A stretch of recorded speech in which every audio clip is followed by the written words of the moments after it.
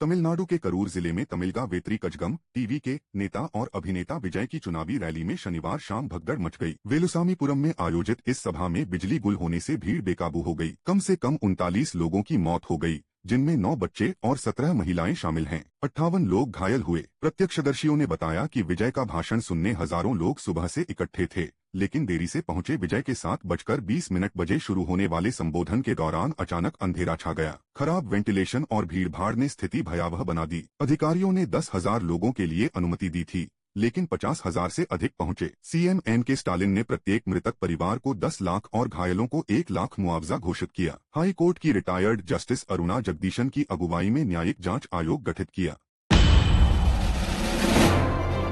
पर्यावरण कार्यकर्ता और लद्दाख राज्य आंदोलन के प्रमुख सोनम वांगचुक को लेह हिंसा भड़काने के आरोप में एनएसए के तहत गिरफ्तार कर लिया गया। 26 सितंबर को लेह पुलिस ने उन्हें प्रेस कॉन्फ्रेंस से पहले हिरासत में लिया। डीजीपी एसडी सिंह जामवाल ने कहा कि वांगचुक ने भड़काऊ भाषण दिए जो पाकिस्तान से जुड़े हो सकते हैं। वांगचुक को राजस्थान के जोधपुर सेंट्रल जेल भेजा गया। 24 सितंबर को लेह में स्टेटहुड और 6ठे शेड्यूल की मांग पर शांतिपूर्ण प्रदर्शन हिंसक हो गया। सोनम वांगचुक की गिरफ्तारी को लेकर विपक्ष ने केंद्र सरकार पर कई सवाल खड़े किए। वहीं सत्ता पक्ष के नेताओं ने विपक्ष के बयानों का पलटवार किया। सोनम वांगचुक के बारे में जो उन्होंने वहां पे जो काम किया, सोशल काम किया, और जिस तरह से उन्होंने शिक्षा के क्षेत्र में एसएचजीओ के बारे में बच्चों के लिए उस लद्दाख के जो एक आइडेंटिटी उन्होंने पूरे देश में, पूरे दुनिया में ऐसे जगह की पूरे दुनिया में तैयार की, तो उनका योगदान तो निश्चित रूप से रहा।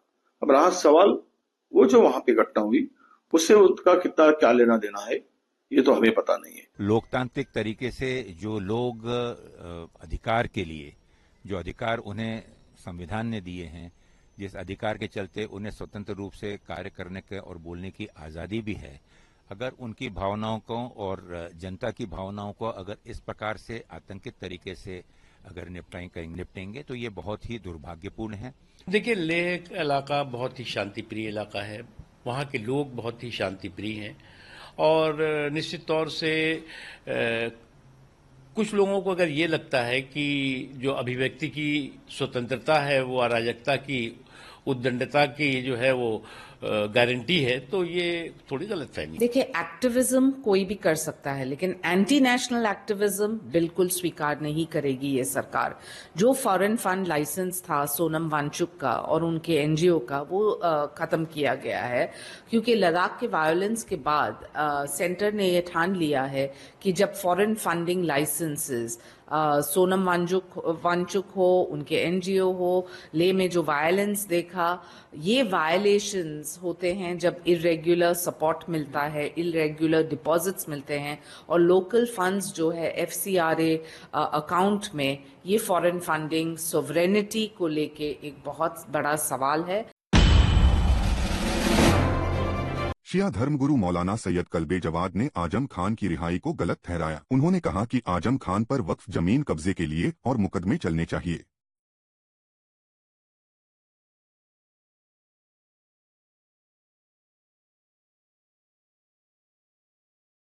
हमने कहा आजम खान रिहा नहीं हो, जो रिहा किया गया उनको यूज करने के लिए, और उनके वो छोटे छोटे ऐसे मुकदमे झूठी चलाए गए जिसमें तो उनको रिहा होना ही था। जो असली उनके जुर्म थे, क्राइम थे, तो मुकदमे नहीं चला। उन्होंने 80,000 स्क्वायर फीट की जमीन जो फौज की जमीन थी, उसको नकली वक्फनामा बना के उन्होंने अपने, जो आजकल हिंदू हो गया त्यागी, वो वसीम रिजवी कभी था, उसने नकली वक्फनामा इनके कहने पर बना के 80,000 की जमीन जो है वो यूनिवर्सिटी को दी है। तो उस पर मुकदमा चलना चाहिए, त्यागी भी बंद होना चाहिए, इन पर मुकदमा होना चाहिए। उसके अलावा जो दलितों की जमीनें कब्जाई, गरीब मुसलमानों की जमीनें, कहा था यूनिवर्सिटी, बहुत बड़ा काम कर दिया यूनिवर्सिटी बनाई, ये तो जमीन किसकी है? जमीन जो है वो गरीबों जबरदस्ती धौसिया के लिए है। सबसे ज्यादा इनके जमाने में सबसे ज्यादा मुसलमान जेल में इनके जमाने में रहे हैं। रामपुर के जेल में सबसे ज्यादा मुसलमान थे। कौन थे? जिनकी जमीनें नहीं हड़पी थी, उससे ज्यादा एहतजाज किया, रिफॉर्म को जेल में बंद कर दिया। तो ये पाप कुछ कम नहीं है, बट उस पर सजा नहीं दी जा रही है। छोटे छोटे मुकदमे झूठ मूठ के दायर कर दिए ताकि क्या आजाद हो जाए। यानी हम ये कह रहे हैं कि मुकदमे इस पर नहीं लागू किए गए जिनके ऊपर इनको जमानत नहीं मिलना चाहिए। मौलाना सैयद कल्बे जवाद ने अखिलेश यादव पर निशाना साधा। उन्होंने कहा कि अखिलेश ने खुद लाठी चलाई और आजम के साथ बेईमानी की, इसलिए दोनों दोषी हैं। अब आप यहाँ की कार्रवाई कर रहे हैं तो जिन लोगों ने मामलिंची की उनके खिलाफ भी कार्रवाई कीजिए। जिन्होंने जो है वहाँ के ऊपर वहाँ पर फतेहपुर में जो है उन्होंने मकबरा गिराया है और वहाँ के ऊपर जाकर उसका पथरोल किया है, उनके खिलाफ भी ऐसी कार्रवाई। तो बात भरण की तो खुद उनको भी सोचना चाहिए। उन्होंने हम पर डंडे मारे हैं अखिलेश जी ने। हमारे एक आदमी को शहीद किया रमजान में, अखिलेश जी ने शहीद किया, आजम खान ने शहीद किया है। हमारे एक रोजेदार को ने जब वहां प्रोटेस्ट कर रहे थे तो डंडे बरसाए उनके ऊपर। एक डंडे बरसाने में एक हमारा आदमी मारा गया। तो जो खुद कह रहा है वो खुद उसी के मुजरिम है। उसने भी हम पर डंडे बरसाए, हमारे एक आदमी को तो मारा नहीं डंडे आजम खान ने मिलकर। तो लिहाजा उनको खुद अपने गिरबान झाँक के देना चाहिए, देखना चाहिए कि खुद उन्होंने क्या किया। मौलाना सैयद कल्बे जवाद आई लव मोहम्मद मुहिम पर बोले कि तौकीर रजा सियासी व्यक्ति हैं, लेकिन उनकी गिरफ्तारी का विरोध करते हैं। आई लव महाकाल या आई लव राम कहना भी सही है। उन्होंने कानून को हाथ में न लेने की सलाह दी। कल्बे जवाद ने कहा कि आजम और अखिलेश पर कार्रवाई होनी चाहिए। अपने घरों के ऊपर हमारा कहना, अपने घरों पर आप झंडे लगाए आई लव मोहम्मद, अपने सीधे पर लिख कर आए आई लव मोहम्मद। लेकिन मैंने कहा कानून व्यवस्था को न खराब करें, ताकि बहाना न मिल जाए हुकूमतों को और वो कहेंगे साहब हमने इसको कानून व्यवस्था नहीं बिगाड़ी, इसलिए हमने लिहाजा उनसे कहा जाए कि भाई कानून व्यवस्था बरकरार रखेंगे।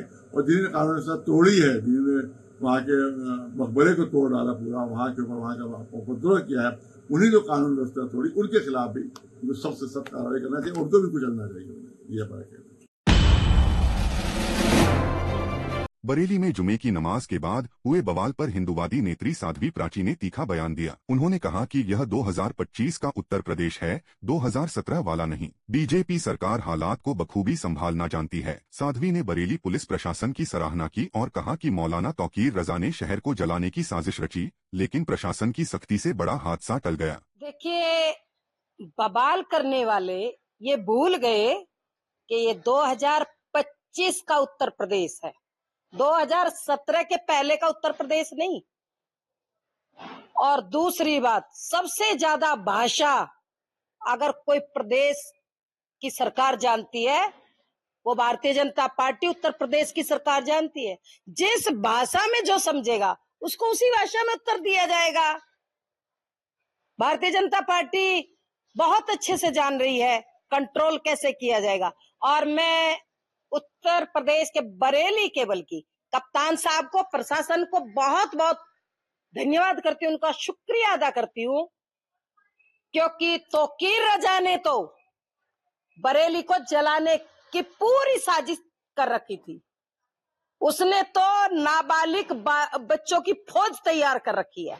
उन्होंने चेतावनी दी कि सरकार और पुलिस ऐसे उपद्रवी तत्वों को बख्शेंगी नहीं। बीजेपी सरकार उसी भाषा में जवाब देना जानती है जिसे समझा जाता है। लेकिन चिंता ना करिए, उत्तर प्रदेश में तुम्हारा बाप बैठा है, सब हिसाब किताब हो जाएगा। जिस भाषा में समझोगे उसी भाषा में समझाया जाएगा, क्योंकि वो जानते लातों के भूत बातों से नहीं मानते। और अभी मैं सुन रही थी टीवी चैनल पर, लखनऊ के अंदर मुनव्वर राणा की बेटी कह रही थी कि नहीं, हमें हक नहीं है क्या, हमें आजादी नहीं है क्या, हमने आई लव मोहम्मद कहा है। अरे तुम्हें पूरी आजादी है, पूरा हक है, लेकिन देश को तोड़ने की बात करोगे तो बख्शे नहीं जाओगे।